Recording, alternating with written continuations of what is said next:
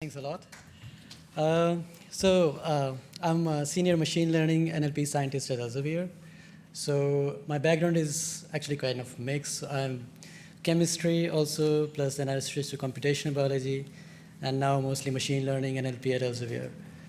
So in this talk, I'm going to give you a brief overview of how we are helping researchers so that by building automated pipelines for the extraction and enrichment of content so that they can get insights in a shorter period of time.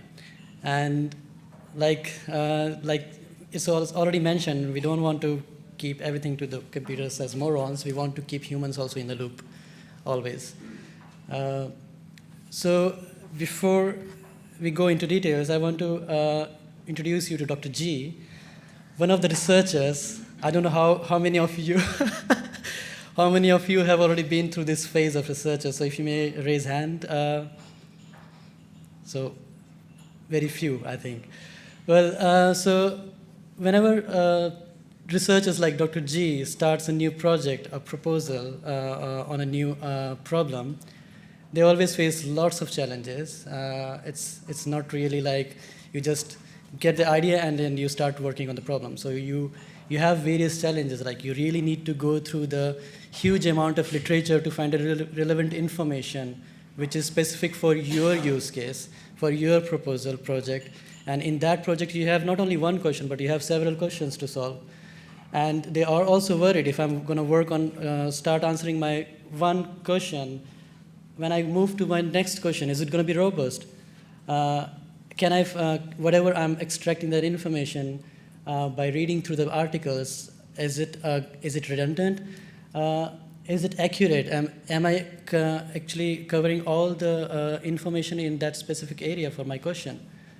And am I missing a big picture here? So if I'm working on some specific focused area, maybe there is already something going on in the same area which I might want to connect with.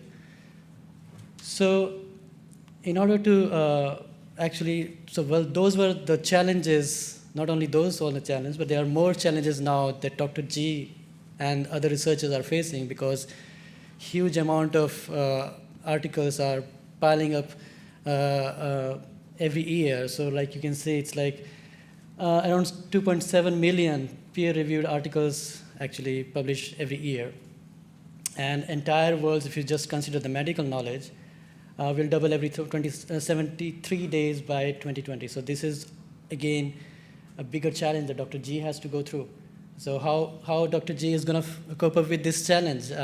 Because if Dr. G is able to find answer in first year, next year is already so much of new information is there.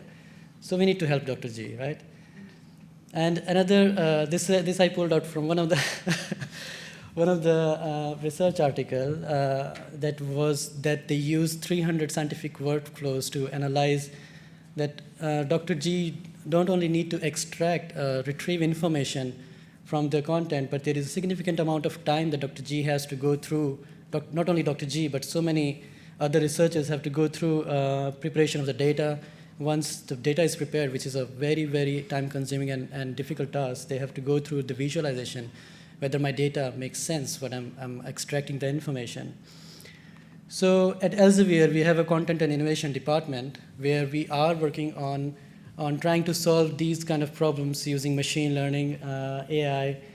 And in our department, we are around like 100 and 120 people who are 60% are domain specialists, means they have domain-specific knowledge. 40% are data scientists, and most of them are PhDs.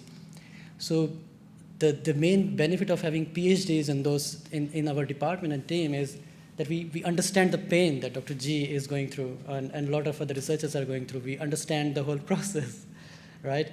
So that's the core of our team. We try to extract the unstructured data information from literature, not only from literature, but also patents, because patents is also having huge amount of information.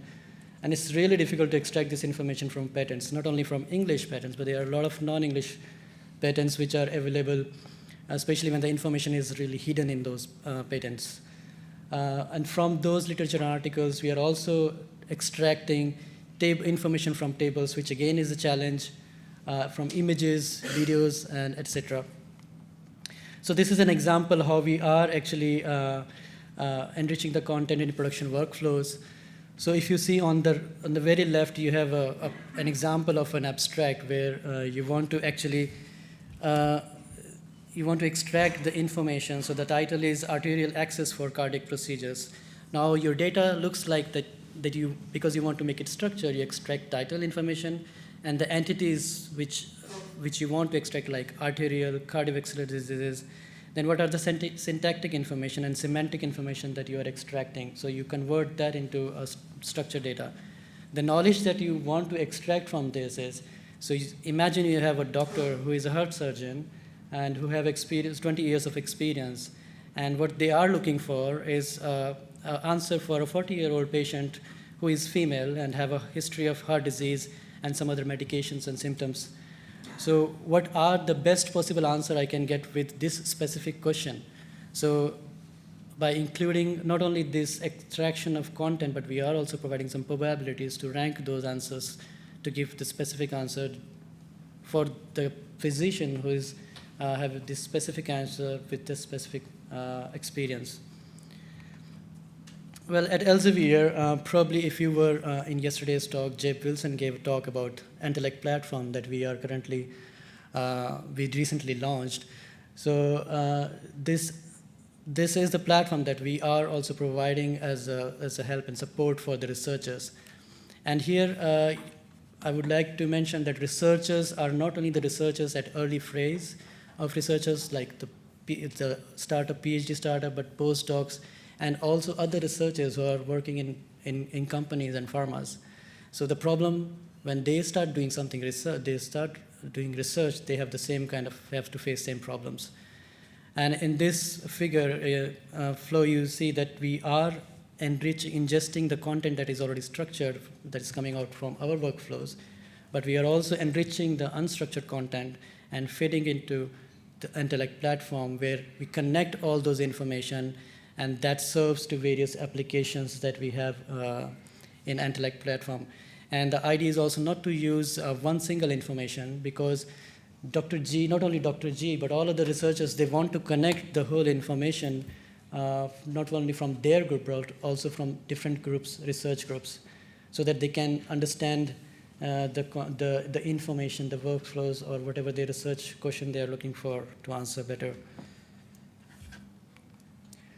So obviously, we cannot do alone. So we do collaborate with Dr. G and other researchers. As much as they need our help, we also need their help in understanding their problem, like what exact problem they are facing through. And it's not a one-time collaboration. The collaboration is iterative. We have to talk to them, come back to them again and again, like, okay, this is the problem. Did I solve your problem correctly? Then we need to understand their next problem. So then it's kind of piled up information that gives a bigger picture of maybe that will serve the purpose for the next research question. So I'm going to highlight here a few of the collaborations that we are going through quickly. So we are collaborating with Harvard Data Science Center for Personalized Health Networks and Markets and Evidence-Based Medicine. And we recently initiated Elsevier AI Resource Center in Amsterdam in collaboration with the University of Amsterdam and Free University of Amsterdam, which provides a research knowledge platform that enables product-specific functionalities. So we are, in this platform, it will provide AI applications and products and tools that can help and support solving research questions. And yeah. There is another collaboration that we started with Melbourne University. It's about extracting chemical information from tables. Tables are really difficult problems when you want to extract information automatically. So in chemistry space, it's not only the table structure that you are extracting, but you have to extract the structure of the compound, the complicated compounds as it is from the tables. So that's also a big challenge in chemistry space. In another project, we are collaborating with Mark Waller, who recently published a paper in Nature about retrosynthesis prediction. So retrosynthesis prediction is more of you want to make a drug or a compound, but you want to know, how do I start? How do I build that compound from? So you want to know which reagent or starting material to build that compound is available already in the market, which is not expensive. It's already available in my lab. So this project is more about kind of reverse engineering the compound. So I want to find the best approach, best starting material to build build this compound. And obviously, I would like to introduce Dr. G, who is here with us. And so he will tell us what problems that he is facing and how we are helping each other to solve those problems. Thank you. Thank you very much, Umesh. There will be repercussions to the repeated reference of Dr. G. But hi, everybody. Thank you so much for attending this talk, and thank you for your invitation to speak. I'm Gordon Broderick, and I direct a hospital-based research group at the Rochester General Hospital in Upper New York State. Our mission is to improve, we're hospital-based, so our mission is to improve the quality of care, the delivery of care. In order to do this more effectively, we've been actively looking at ways of capturing not only the knowledge of our own domain experts, but looking more broadly and capturing the knowledge of other domain experts, basically everybody in this room, and how to then represent this knowledge in a way that we can then operationalize it towards identifying opportunities for improving care. So in particular, we're interested in drug repurposing strategies.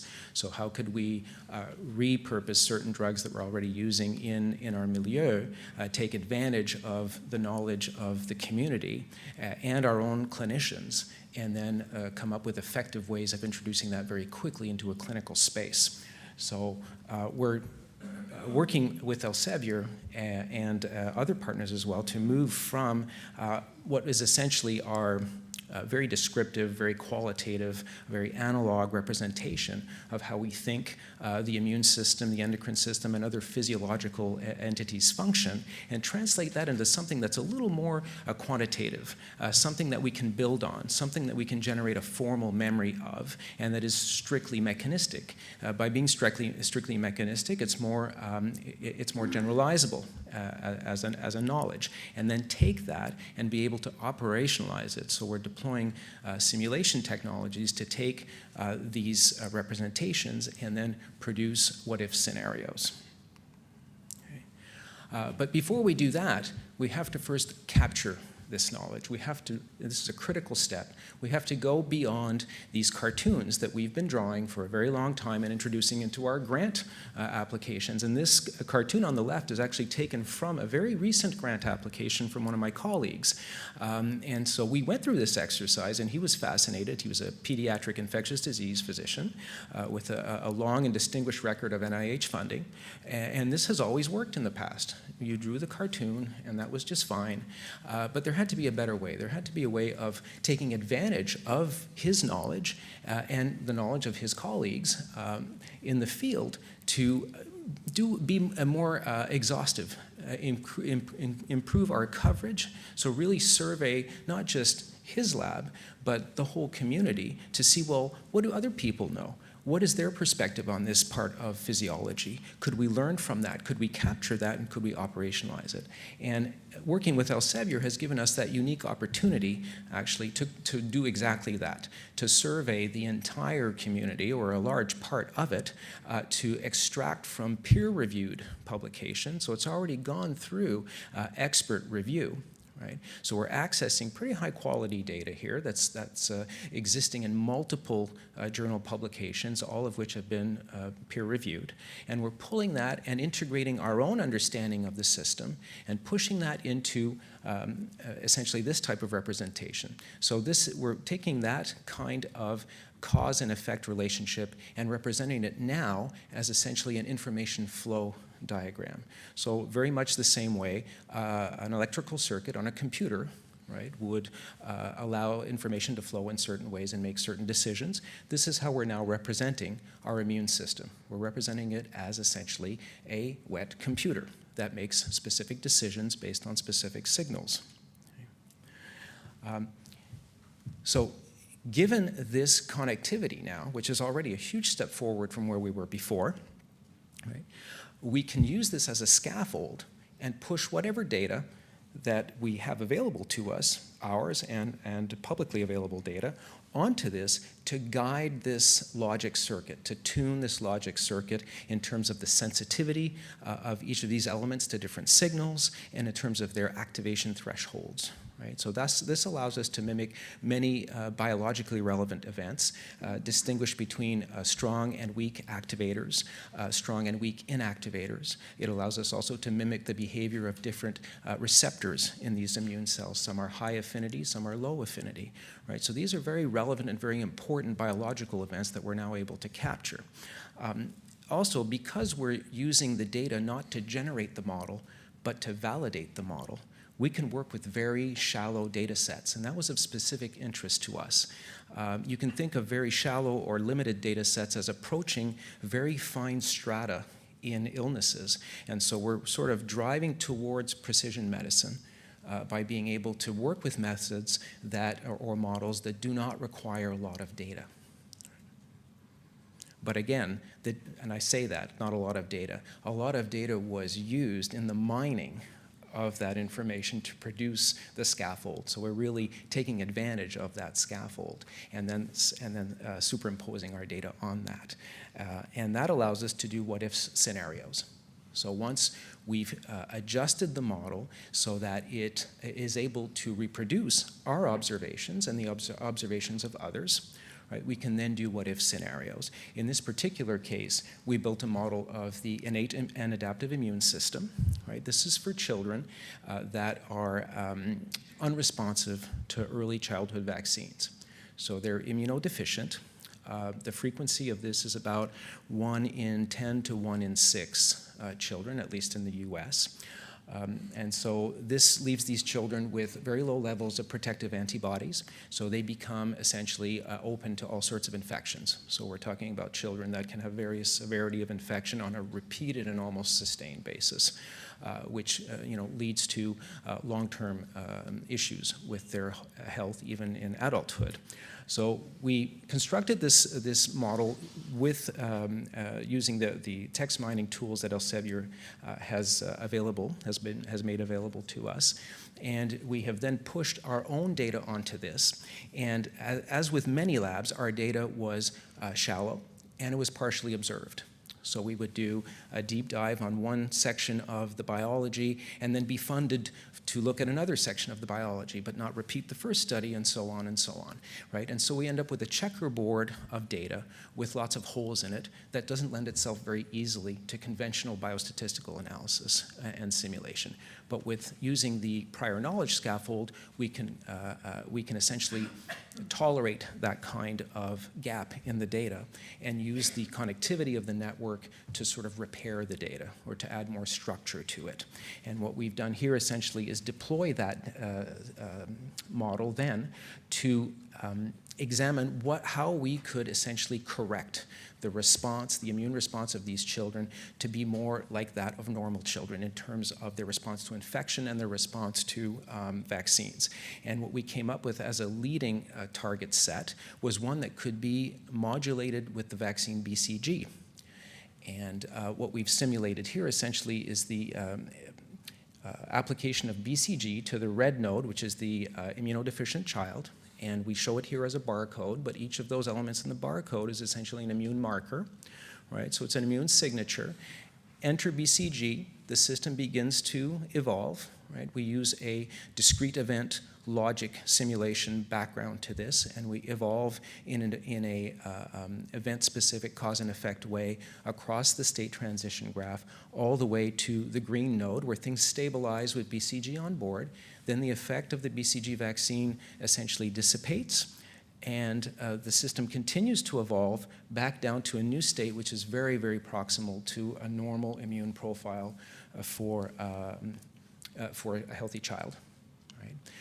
We've been applying this very same technology to other examples, and I think one of our early success stories that we're very excited to share has been funded by the U.S. Department of Defense. This is to help with soldiers that were deployed in Operation Desert Storm in the first Gulf War. It's a neurotoxic exposure that's produced a long-lasting neuroinflammatory condition, and using this kind of technology, we've been able to discover that, or our simulations have suggested that no single intervention point would really do the trick, that you were kind of going forward only with a combination treatment, and there was a specific combination of agents in a specific sequence.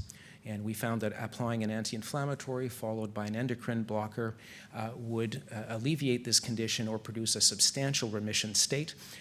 That has since been validated in a mouse model of Gulf War illness that was assembled by our colleagues at the Centers for Disease Control in the US, and is now in a phase 1 clinical trial in human subjects. Okay. So in a nutshell, this is essentially the process, the way we've been deploying it. We've been very fortunate to be working in close collaboration with Elsevier, and we've been essentially pulling on these knowledge graphs, introducing our data, and using these multiple models that explain what little data we have often to extract functional motifs for illness. So rather than look at markers, we're looking at mechanistic subsets of actual biological mechanisms that are differentially active in this illness. And that's what drugs do, essentially. They modulate mechanisms. So they're very meaningful signatures now. And then we essentially have an iterative process where every new data point gets used to either predict an intervention course or essentially help us design the next best experiment. Right? So very often we do a model or we have some data, and the question is really, what do I do next? Well, here we can actually propose what you should do next, what you should do next in the lab, and what might you do next as a clinical trial, and how you might instrument it as well. So I think that's pretty much what we had planned. That is my last slide. I just don't know how to turn this off. Thank you.